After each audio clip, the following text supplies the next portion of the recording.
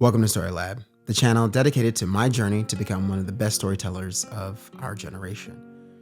Right now, I'm going to continue with Leti's story. And if you're new here, if this is your first episode, feel free to watch the previous episode to get caught up. Or if you're a daredevil, feel free to hang out. Super happy that you're here. Anyways, all right. So you remember when I mentioned, or may not remember, that I met Leti for the very first time in an underground facility, a secret underground facility under Caltech. I know, crazy, right? When I met her for the first time, she told me the story of her boyfriend, Bastion, who OD'd, and that the night he OD'd, she's convinced that she saved his life through her humming. All right, so after she told me that for the very first time, I didn't really know what to be able to make of it. It was all a lot to take in, but I truly believe that it was an experience that Leti thought that she had. So I was like, all right, cool. So about 2 days later, we're back in the studio in this clandestine facility. Myself, Leti, and Sahara.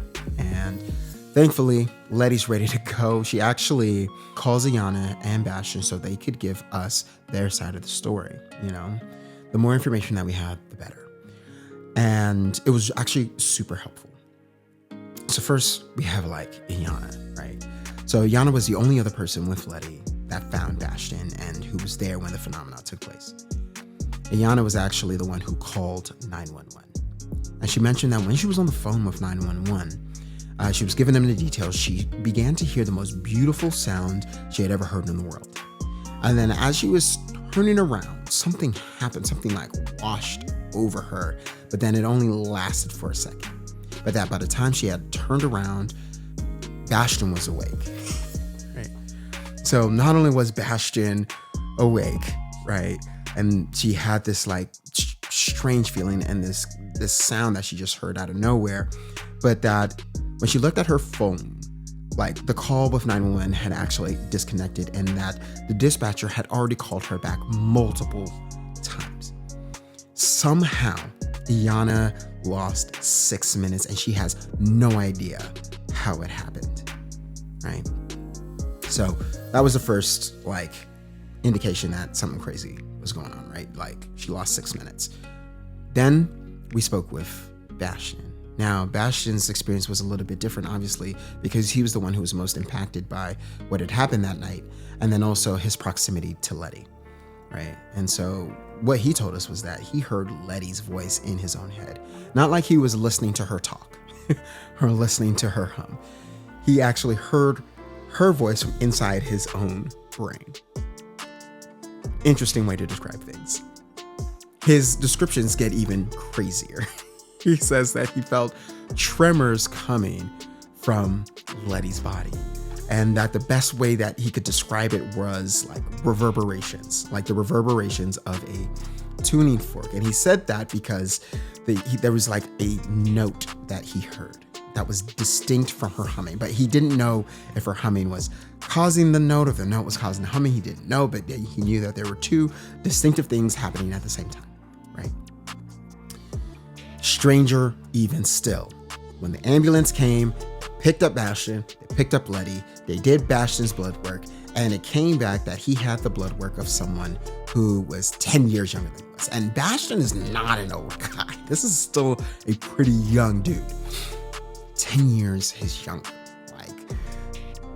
I don't even know what they would actually test for to know that, but that's what the doctors had said. Now, where the experience for Ayana and Bastion converge, they both mentioned that they have felt the best they have ever felt in their lives after that night. That physically, emotionally, and mentally, they felt better. They were more optimistic, more happy, physically feeling more limber and agile. And once again, these are people in their prime. They're in their youth. They're 22 and 23. These are people who are already in their prime and they feel even better. That's where their experiences converge. So me and Sahara, we were like, okay, cool.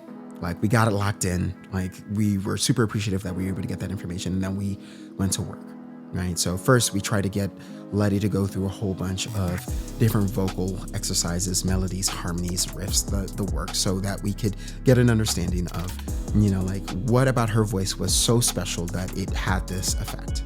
Unfortunately, even with my algorithm, we weren't able to detect a thing, right? And then we try to get an understanding, like, hey, Leti, did this ever happen to you before? And because she's mentioned that she's always hummed when she's had panic attacks, and she said that the only thing that was similar in this experience was the fact that she felt that she had that feeling behind her sternum, where she would feel all of her anxiety and all of her panic be drawn into, but then she would just feel relief. Nothing to this extent. So we were like, all right, cool.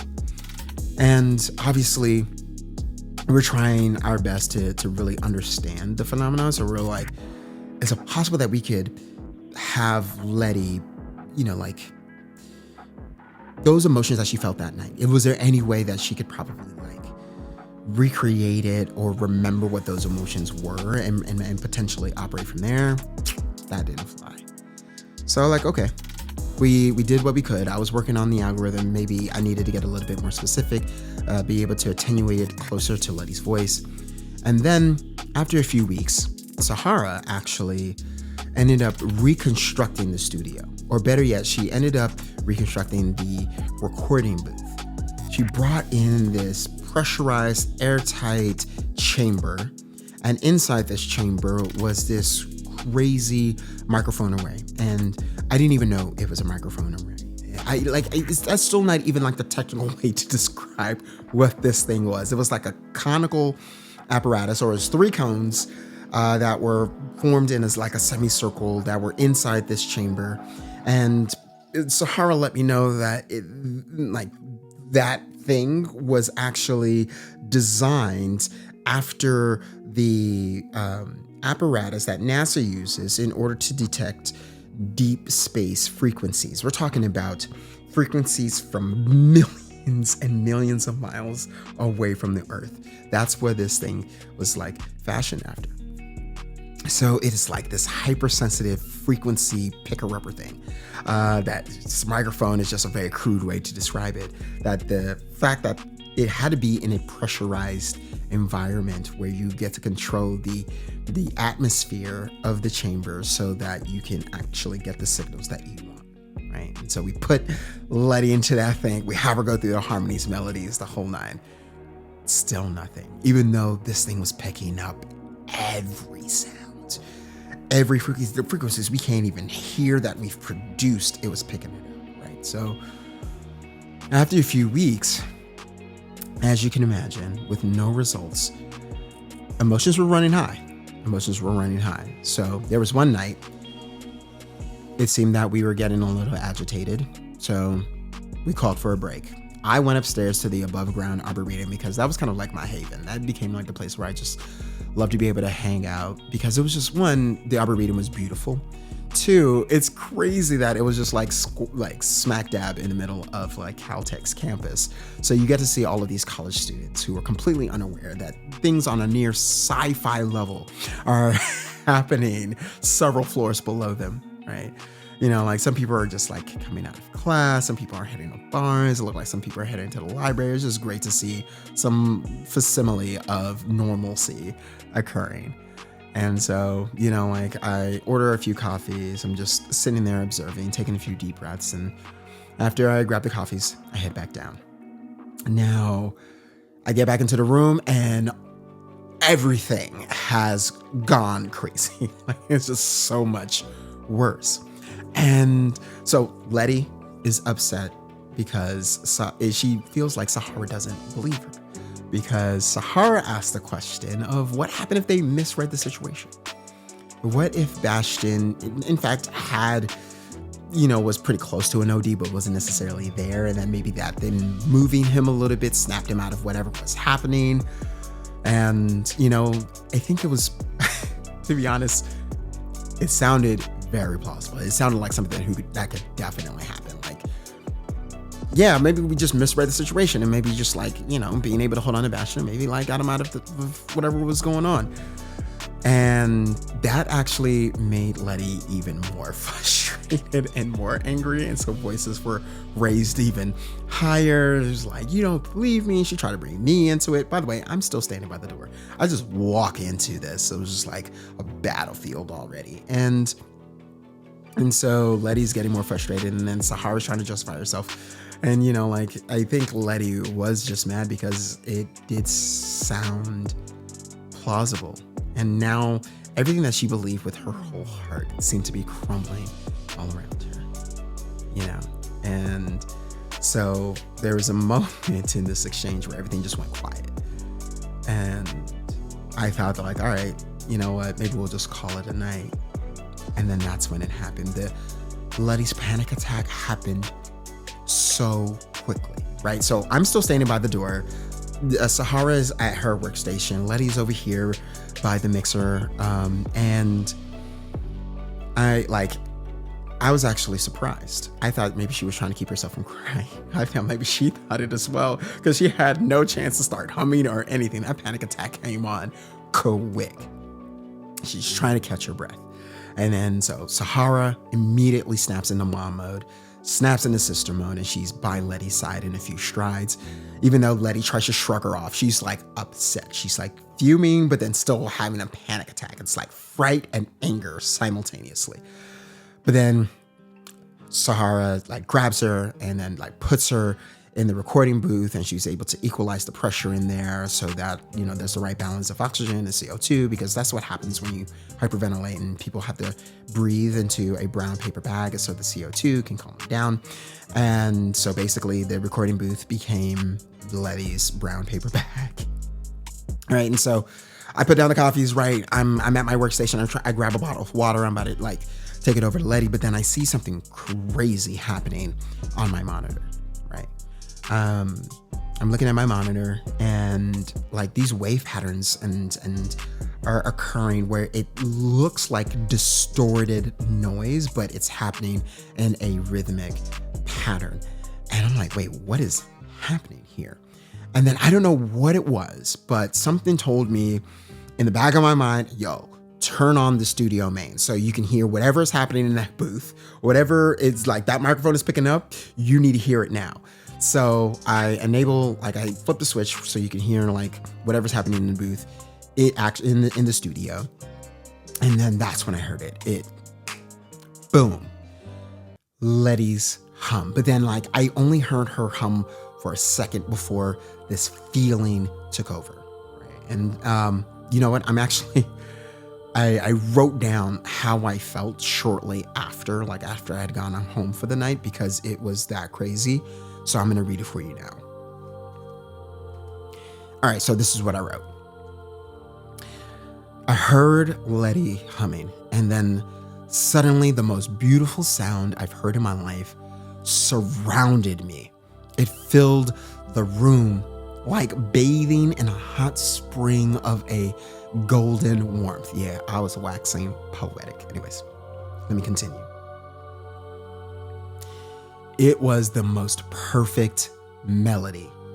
I could feel it spreading from the center of my mind into my ears, over my head, and wash over me like a shower of harmonies. Nothing existed for me except for euphoria. Even my own thoughts, ideas of self and identity were gently shoved into oblivion and made way for one and only one thought, one present and unshakable presence, Leti. It was a rush, an intoxicating crave to be shaped however she so desired. In that moment, at her will, I would do anything or be anything for her. The waves of song seemed to call me to that end, and as I took my first step towards it, it was over. Crazy, right? So that happened, and then I was back on Earth, back in the studio, back in my own body, my face wet with tears. It was only a few seconds, but it took me a second to even remember who I was, what my name was, where I was. Right, and so I'm dealing with this right now, and then I look over to my left, and then I see Sahara bringing Leti's body out of the recording booth, limp. And then I freak. So, like, I panic. It's not really a great way to describe it, but I panic myself. So I rush over, I help Sahara carry Leti to the other side of the room to put her down on the couch. And then so I'm thinking that like Sahara's already on the phone with 911, but instead I see her pacing back and forth between the cabinets in the studio, like frustrated and sad and angry and saying things to herself. And I'm like, yo, so are you gonna call 911? Should I call 911? And she's like, no, we can't call an ambulance.